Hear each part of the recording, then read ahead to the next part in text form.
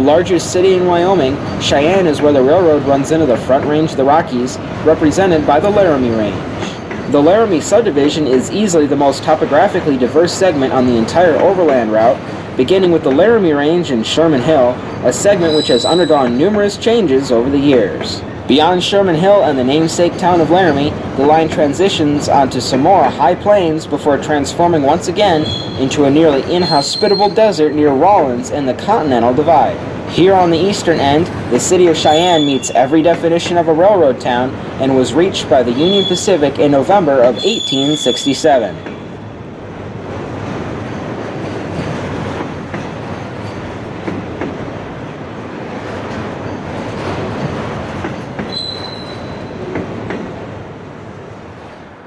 At the base of Sherman Hill, Cheyenne instantly became a critical location on the main line, and Union Pacific would eventually construct a massive locomotive shop here, complete with a full roundhouse and mammoth back shop facilities. Once home to dozens of steam and later diesel locomotives, the shop complex has been dramatically downsized over the years, though parts still exist as headquarters for Union Pacific's heritage equipment fleet. Today, they're best known for their 3 steam locomotives, the never-retired 844, Challenger 3985, and the Big Boy 4014, the lattermost in restoration and due to run for the 150th anniversary of the Golden Spike in 2019. Beyond the shops, the yard is still full of activity as yard jobs work the cuts for local industries and make up outbound trains, continuing a long tradition of service to this region. Over on the main line, all trains stop to change crews before continuing towards North Platte or preparing to assault Sherman Hill.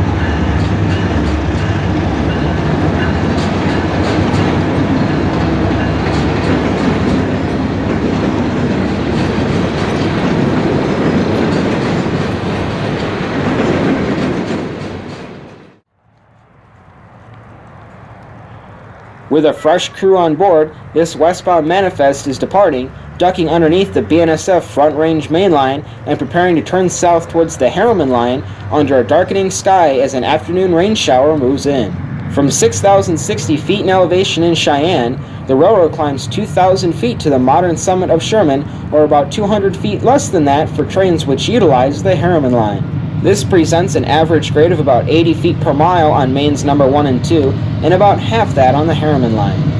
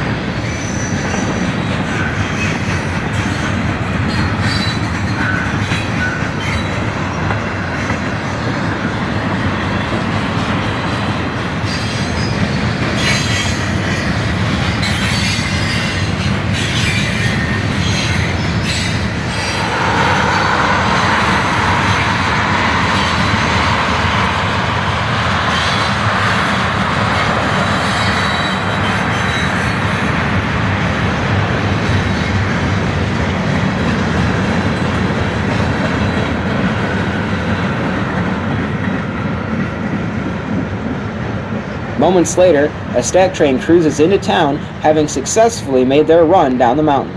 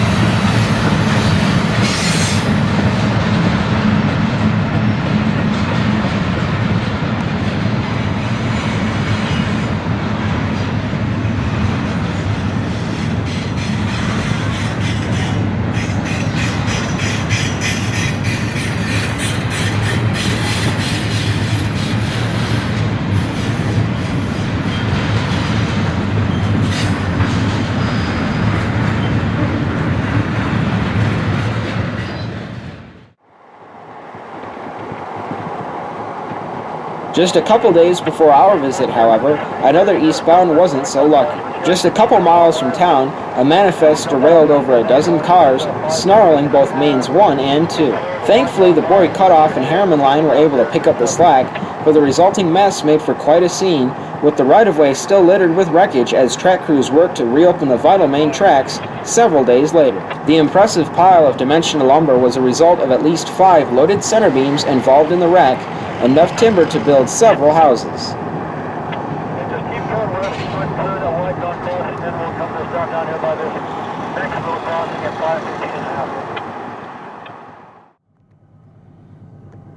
A few days before the wreck, we caught this downbound covered hopper unit train at last light here at Borie. They're coasting down the 1.5% grade with full dynamic braking towards the end of their shift in Cheyenne.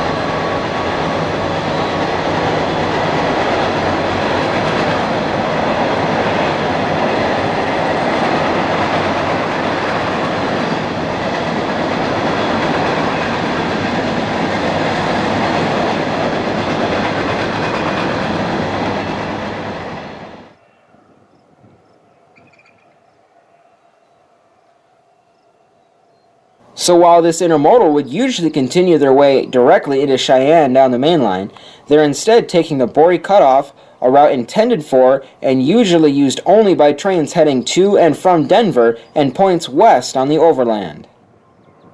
The cutoff meets up with the Harriman and Denver lines at Spear, allowing dispatchers to route trains around the derailment site with minimal delay.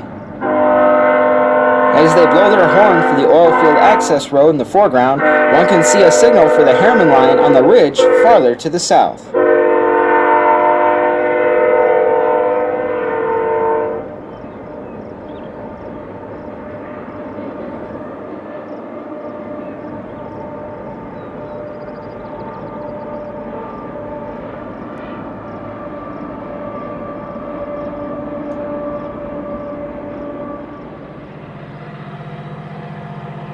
A short way up the hill, we caught this upbound train of covered hoppers, fresh off the Borie line, meeting with a downbound intermodal, which will be next on the cutoff for Cheyenne.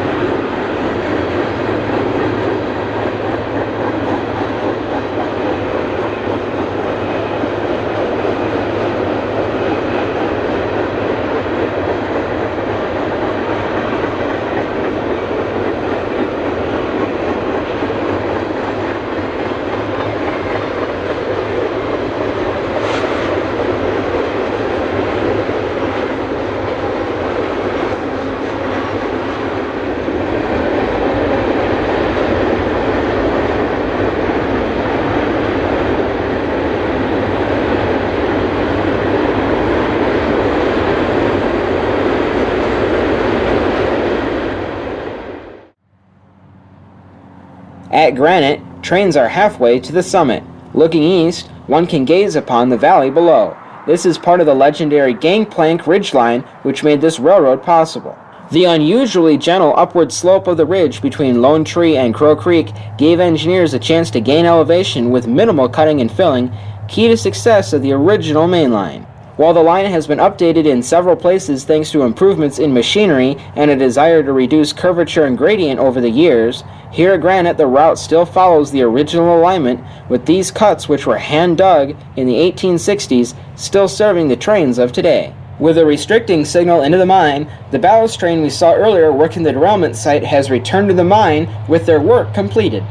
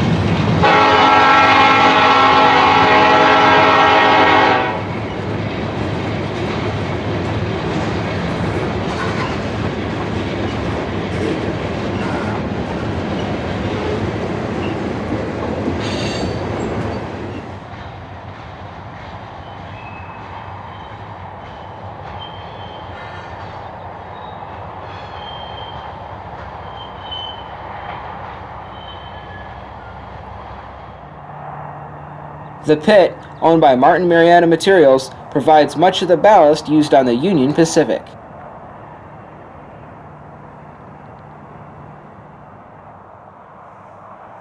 While most westbound manifests take the Harriman line, the intermodal fleet, with much more horsepower per ton, generally take on the main gradient for speed.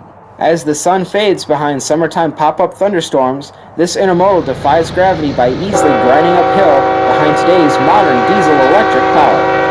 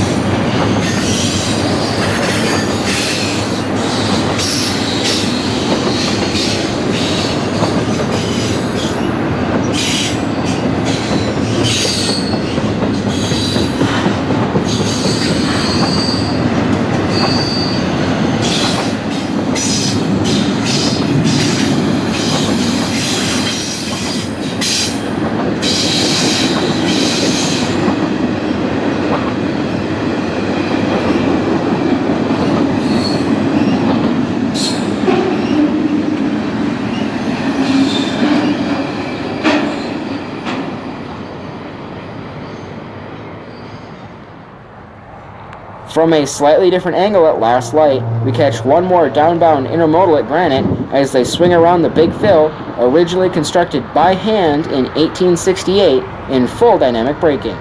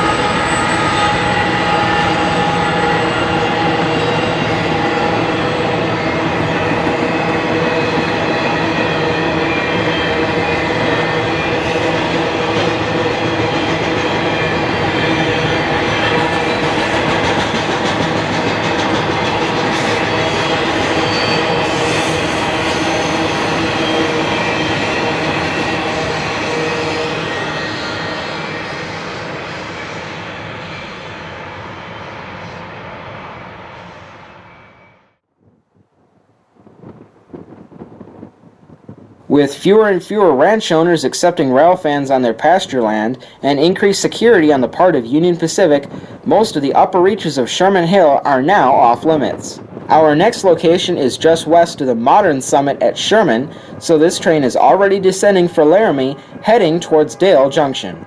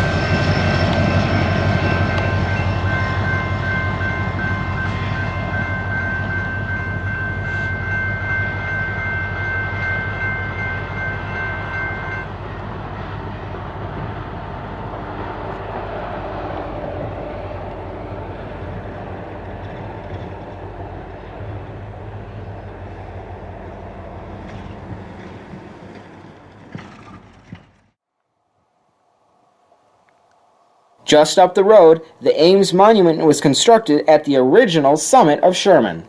The Ames brothers were both important financiers of the original construction efforts, so this monument was constructed in their honor. Alas, the original main line was abandoned between Beaufort and Tie Siding in favor of the lower route with lesser grades and curvature, leaving the monument without a railroad to watch over. We're briefly jumping over to the only truly accessible place on the Harriman line, or Track 3 over Sherman Hill. Constructed to lessen the grade for westbounds, the Harriman line took full advantage of advances in technology, which for $16 million between 1951 and 1953 provided a new superior alignment. Truly a marvel of earthwork engineering, the single-track line adds about 10 miles to the route, carving through the hills through 114 major cuts and 111 major fills, having the gradient to 0.82%. It's absolutely fitting that the exceedingly well-engineered line would be named after E.H. Harriman, the man who put Union Pacific on the map as a major player in the industry around the dawn of the 20th century. Under his leadership, the railroad undertook dozens of realignments, including the line between Beaufort and Tie Siding we just talked about. He even managed to take over the Southern Pacific for a time and had it operationally merged with the Union Pacific until the government used the ironically named Sherman Antitrust Act to break it up. The old steam arrow water tank still stands, harkening back to the days challengers and big boys ruled this challenging territory.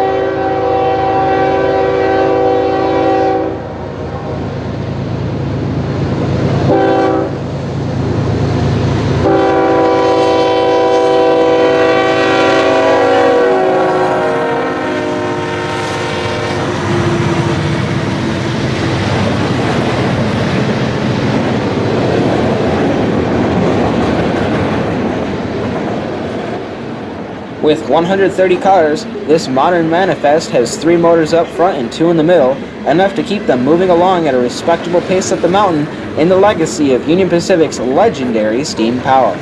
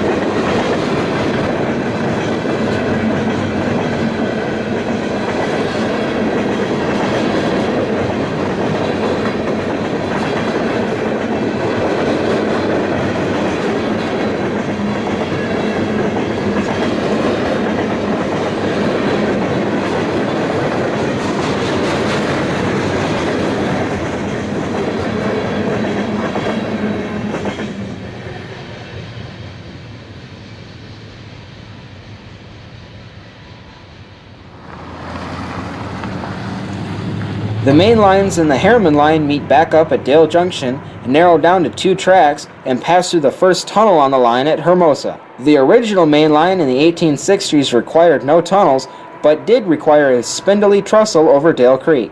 For the second attempt, builders filled over Dale Creek and then bored a tunnel through the ridge line to save elevation, all part of Harriman's cost is no object, nature be damned engineering philosophy. Later, a second parallel tunnel was added along with the Harriman line, yielding the current combined then split arrangement. After passing through the Hermosa tunnels, the line widens back out to 3 mains, with the third main again taking the original alignment, while the double track follows a later alignment towards Laramie.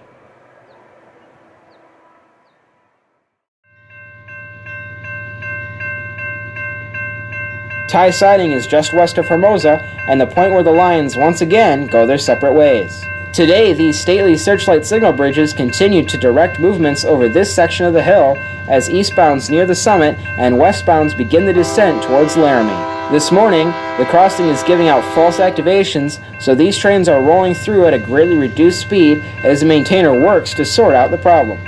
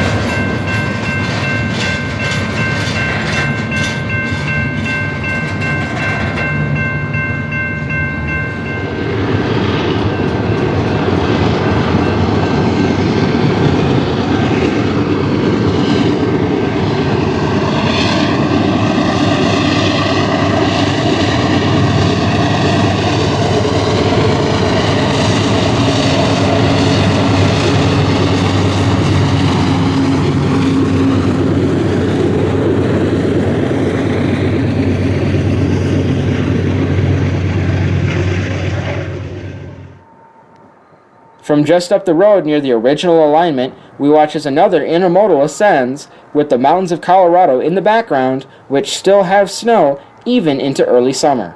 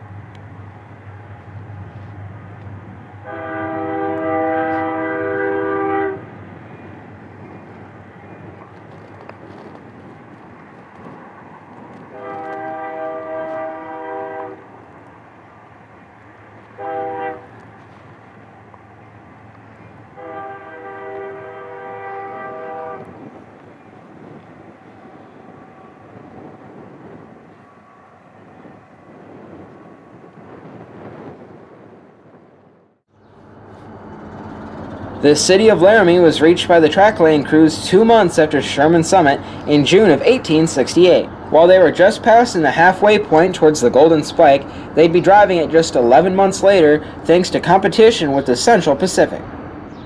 Laramie, at the western foot of Sherman, functioned for many years as a smaller cousin to Cheyenne, providing helper locomotives for the run over the hill, among other functions. Today, Laramie's single greatest railroad asset is the welded rail facility, where smaller lengths of imported rail are welded into quarter-mile-long strands and loaded onto trains for distribution throughout the network.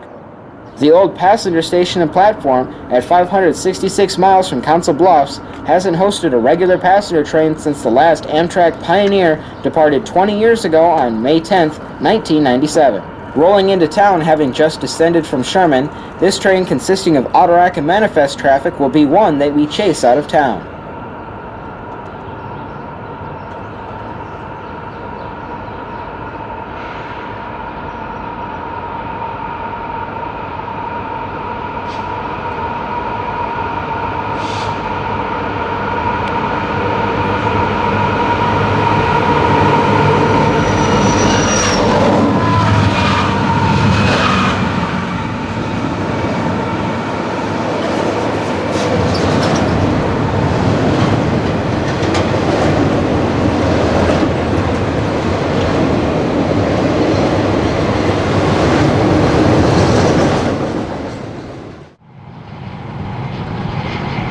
North of Laramie, US 30 once again becomes the desolate highway, paralleling the Overland Route and providing an excellent stretch of road over which to pace trains. Out here, the scenery has decidedly changed from the Laramie Range and Sherman Hill, with rolling pasture land speckled with cattle and horses.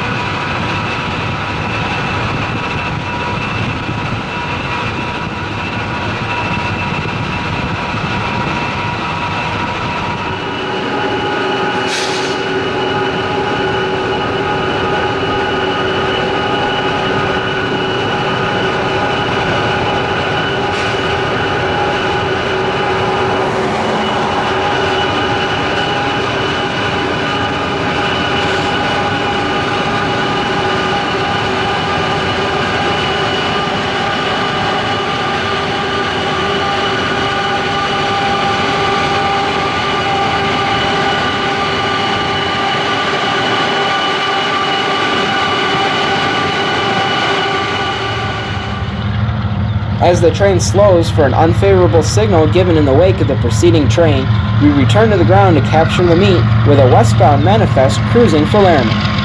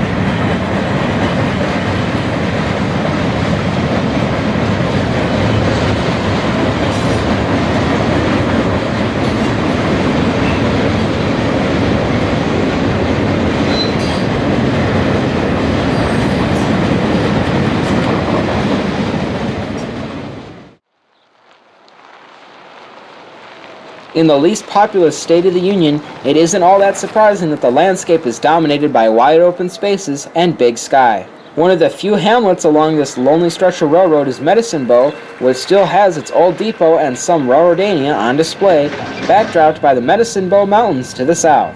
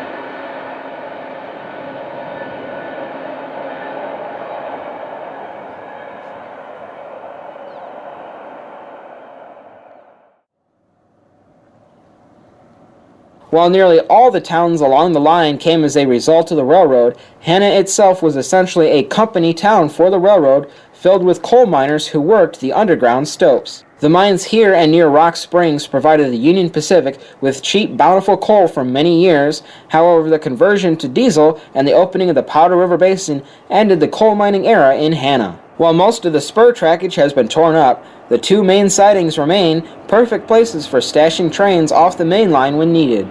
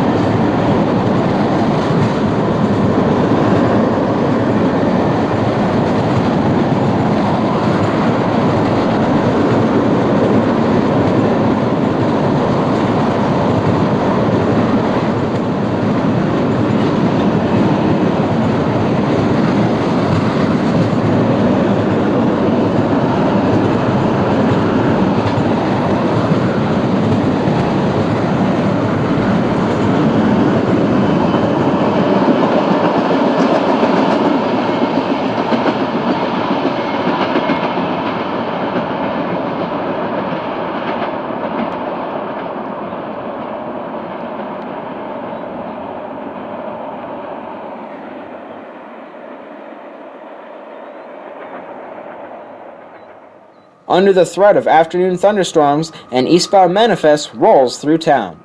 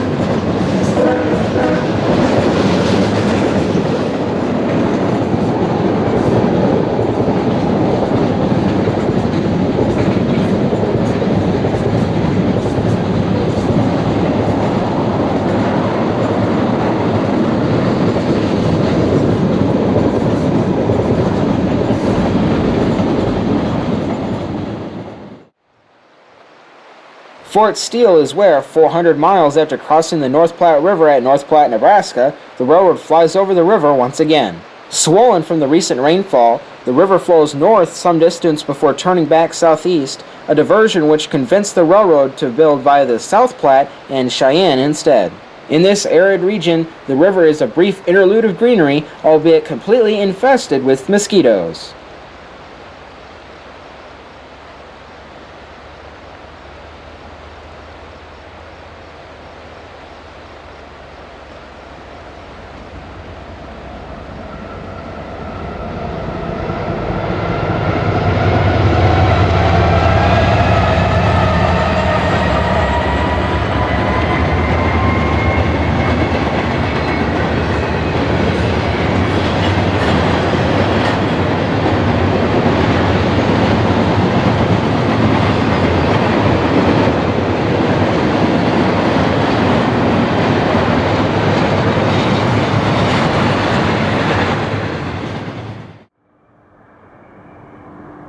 At Sinclair, we're just a few miles east of the division point at Rawlins, and home to the Sinclair refinery, a major customer for the Union Pacific. Eastward, the line stretches on for miles, providing a long lookout as a baby-sized intermodal gallops across the desert for the crew change at Rawlins.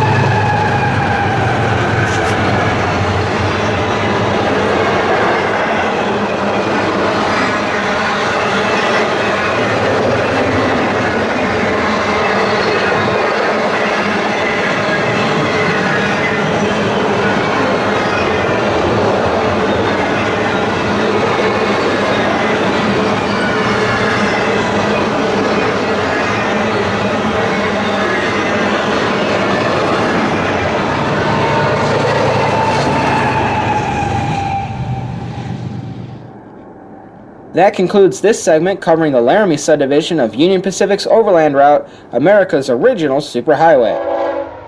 In the next part, we'll finish our journey with the Rawlins and Evanston subdivisions, taking us all the way to Ogden, Utah, the end of the Union Pacific share of the Overland Route. Thanks for watching this special presentation by the Thornapple River Rail Series, and don't forget to like this video and subscribe to the channel.